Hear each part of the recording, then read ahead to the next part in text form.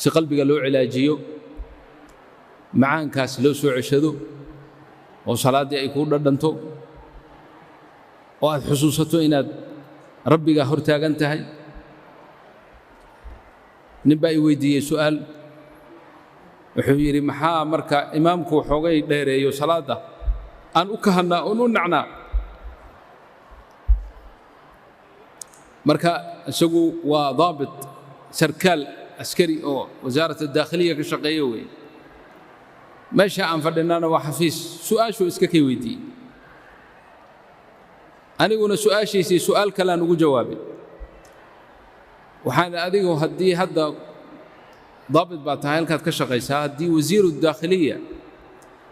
wasiiru daakhiliya haddii uu caawa kuu yeedho oo lagu yidhaha ballan baa lagu sameeyey, waxaa ku raba wasiiru daakhiliya inaad la kulanto 12 habeennimo, ma tegi lahayd mise waxaad dhihi lahayd wallahi wakhti dambe waaye? wuxuu yidhi may waa tegi lahaa wasiir daakhiliya, keef seen u tagay? waxaa yidhi dayib, markaad tagtay wasiirku hadduu kaa yar mashquulay oo xoogay bannaanka lagu yar istaajiyey, lagu fadhiisiiyey, meesha lagu sugo, madiida maya waa sugi lahaa. ay markaa hor fadhiisatay oo wasiirkii la sheekaysanaysay, saacadda miyaad fiirin lahayd mar baad odhan lahayd waa nugu dheereeyey hadalka? mayuu yidhi wallahi yani xaqiiqatan haddaan kaaga warramo maya. waxaan idhi kaas marka wasiirkii weeye. fakayfa amiirka hadduu ku yeelay, amiirka waddanka ninka ugu sarreeyaa la yidhaha qatar meeshan joogo, amiirka haddii uu ku yeelo ka war, taa iskaba dhaaf buu yidhi amiirka. yani hadii umniyadeedaba waaye saan ku heli lahaa. haddii lagu yidhi amiirka waqti 12 habeennimo ka hor ma helaysid, waa tegi lahaa. leesh baana maxaa jira? hada huwa alamiir. waxaan anaa kuu sheegay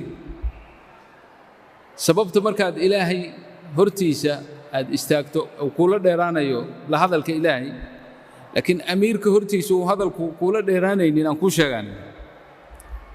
leanna waxaad yaqaansan tahay amiirka ama madaxweynahan hortaada jooga inuu xaajaadkaaga oo dhan kuu gudi karo, waxaad u baahan tahay inaad ka heli karto. waxyaalahaad sii xusuusanaysaa imise arrin baan ka dhammaystaa, leanna waddanka o dhan buu u taliyaa, wasaarad kasta isaga xukuma. xaajooyinka marka wasaarooyinka iyo kaaga xirxiran inuu kuu xallin karo ayaad dareensan tahay. marka saas awgeed wakhti kasta ha noqotee diyaar baad u tahay inaad qaabisho. wakhtiga uu kuula fadhiistana waad ku macaansanaysaa, waad jeclaanaysaa inaad la sii fadhido. waa sax weeye. waxaan tan naga maqan ee aan la'nahay waa taas maca allah.